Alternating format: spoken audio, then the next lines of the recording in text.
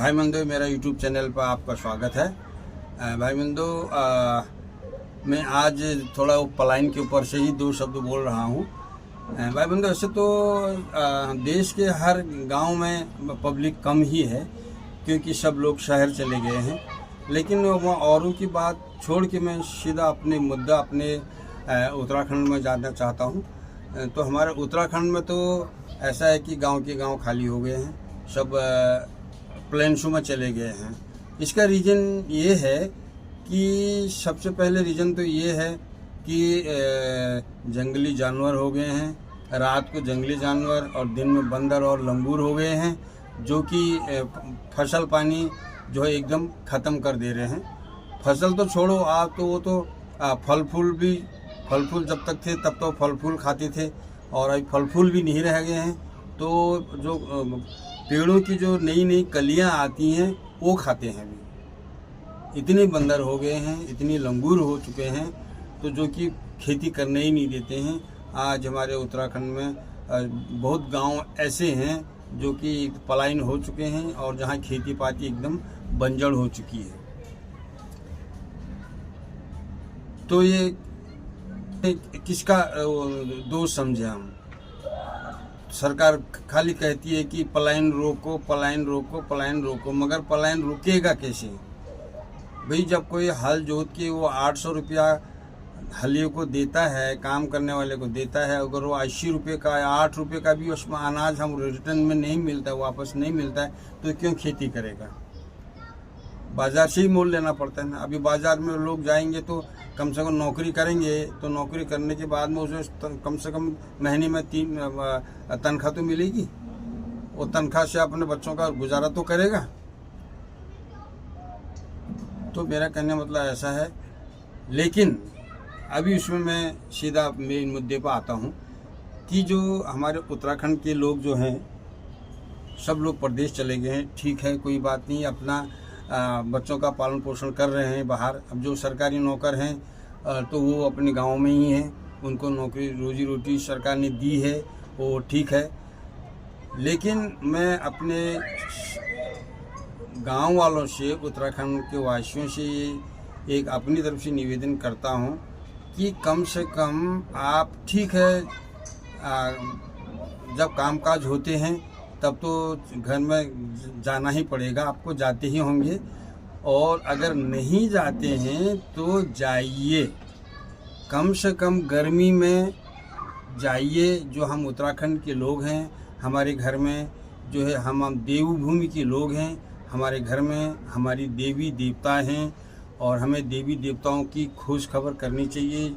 जिनका हमारे सिर में हाथ है वो हमारे रक्षक हैं माने जाते हैं, और रक्षक हैं जो कि हमारी जो है पीढ़ियों दर पीढ़ियों से हमारी रक्षा करते आ रहे हैं, और उनका खोजबीन करना हमारा कर्तव्य बनता है। जब हम उनकी खोजबीन करेंगे, बहुत लोग जो हैं बहुत दुखी हैं कि बोलते हैं कि हमें हमारी देवी देवताओं का प्रकोप है, और कुछ कहा सुनी में उन्होंने कुछ हमको श्राप दिया है, जो भी है। लेकिन वो कब उसका निवारण कब होगा? जब हम गांव जाएंगे तब होगा। भाई, हम लोग जब गांव, हमारी देवभूमि है, हमारी घर है, सब कुछ है। भाई, कल का पता नहीं है, कल क्या होगा। हो सकता है हमको शहर छोड़ के फिर हमको अपने गांव में ही जाना पड़े, ये भविष्य की बात है। लेकिन हमें गांव में कम से कम गर्मी में एक बार गांव में जाना चाहिए, अपने घर के दरवाजे खोलने चाहिए, चाहे कामकाज हो या न हो, देवी देवताओं का पूजा पाठ हो या न हो, कम से कम गांव में जितने लोग हैं सब लोगों को एकत्रित होना चाहिए, ताकि आज हमारे गांव में जितने भी लोग हैं, हम किसी को पहचानते नहीं हैं, हमारे बच्चे किसी को पहचानते नहीं हैं। क्यों? कभी नहीं, किसी ने देखा ही नहीं किसी को। मुझे पता नहीं कि जो मेरे एज के लोग थे सब शहरों में जिन्होंने पढ़ाई लिखाई किया, जैसे मैं बाहर निकल गया हूँ वैसे मेरे भाई लोग भी निकल चुके हैं। कोई दिल्ली में है, कोई कलकत्ता, जो भी है, मतलब घर से बाहर निकल चुके हैं। लेकिन आज हमको ये पता नहीं है कि उस भाई के कितने बच्चे हैं, उस भाई के कितने बच्चे हैं, उसके कितने नाती हैं, कितने पोते हैं, ये सब किसी को कुछ पता नहीं। तो भाई गांव तो बंजर हो ही गए हैं समझो, लेकिन इसको इकट्ठा करना हमारा एक कर्तव्य बनता है।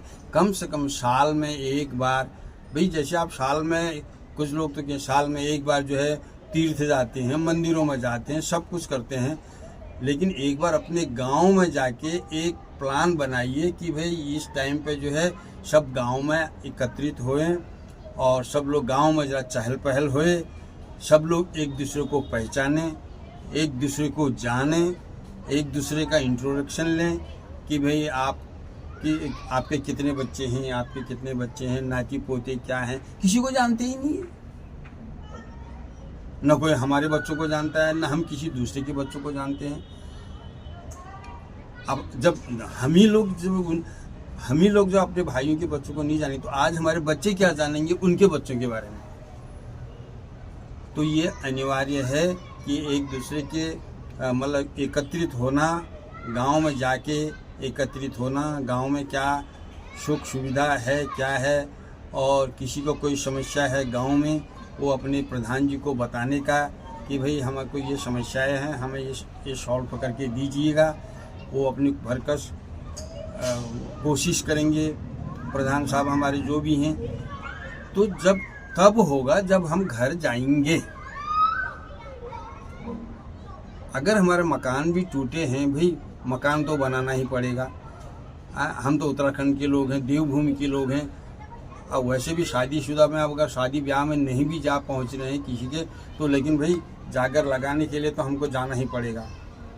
और जो नहीं जाते हैं, जो इसको दरकिनार कर रहे हैं, लेकिन वो बहुत पछताएंगे। क्योंकि जब आज हम ये हमारी उम्र के लोग, जब हम इस चीज़ को नहीं कर पा रहे हैं, वो चीज़ को, या हम नहीं जानते हैं, नहीं जानेंगे, तो हमारे बच्चे उस चीज़ को कैसे जानेंगे। तो हमको ये चीज़ को गांव में जाके सब करना है। और मैं उनसे भी रिक्वेस्ट करता हूं जिनका बहुत बड़ा परिवार है, उन परिवारों को कृपा करके आप देवी देवताओं के लिए इकट्ठा होने की कोशिश करें। दुख तकलीफ सबको होती है, कोई छिपाता है, किसको तकलीफ होती भी है तो भी छिपाता है, नहीं हमको तो कुछ नहीं हुआ है। होता है, क्यों नहीं होता है, लेकिन लोग मानते नहीं उस चीज़ को। मानना चाहिए अपनी देवी देवताओं की। और तुम मंदिर में जो दर मंदिरों में तुम जा रही हो, मंदिर में क्या देता है तुमको? मैं ये नहीं बोला कि मंदिर में मत जाओ, लेकिन सबसे पहला मंदिर तो हमारा घर है। जो मेरे कुल देवता हैं, सबसे बड़े कुल देवता हैं हमारे, सबसे बड़े, पहले उनकी पूजा पाठ करो। वो पहाड़ों पर जाके, यहाँ पर जाके, वहाँ पर जाके, साउथ में जाओ, नॉर्थ में जाओ, यहाँ कुछ नहीं है। सबसे पहले अपनी माता पिता की सेवा करो, उसके बाद देवी देवताओं की सेवा करो, उसके बाद दर दर भटको तुम मंदिर मस्जिद में, जहाँ जाना है तब जाओ, लेकिन सबसे पहले माँ बाप की सेवा करो और अपने इष्ट देवताओं की पूजा पाठ करो। कहीं पर कोई चीज़, हमारे उत्तराखंड में तो ऐसा है, किसी ने बोला 7 पीढ़ी 6 पीढ़ी के लोग आज आ रहे हैं, हमको कुछ पता भी नहीं, लेकिन हम उसका प्रकोप हमारे ऊपर है, हम उस चीज़ को झेल रहे हैं, लेकिन हमें उस चीज़ को उजागर करना चाहिए।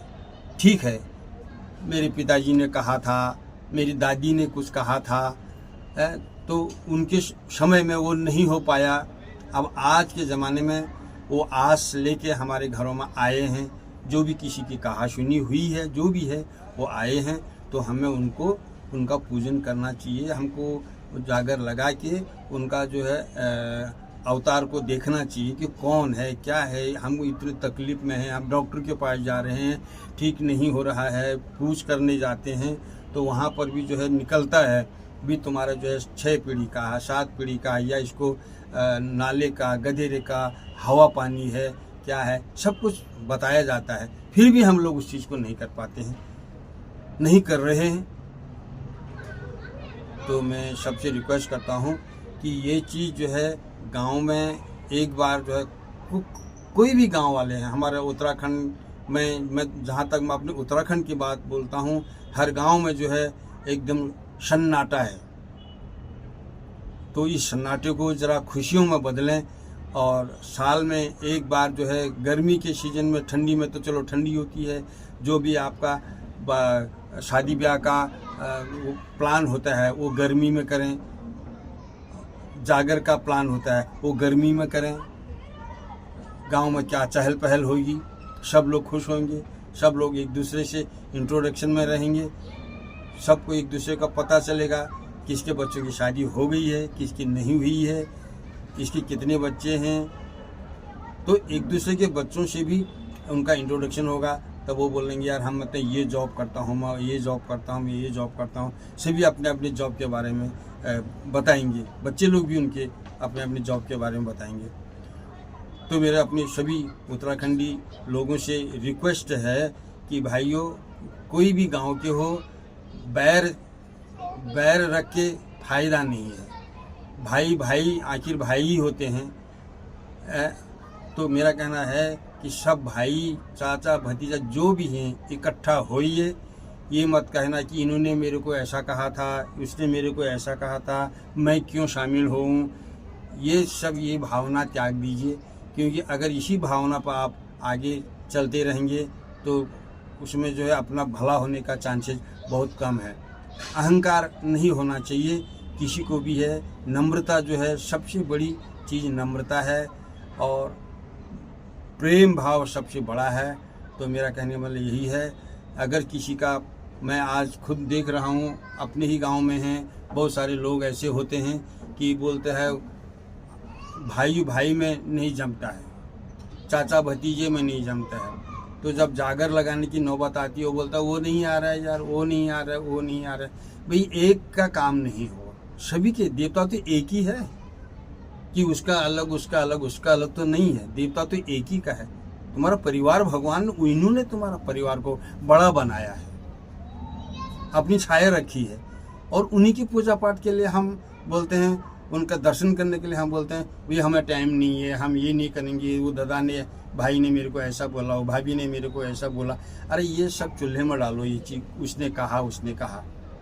अपने मन को शांत रखो। अगर सच्चे दिल से आप अपने इष्ट देवताओं की पूजा करेंगे, आपका भला ही होगा।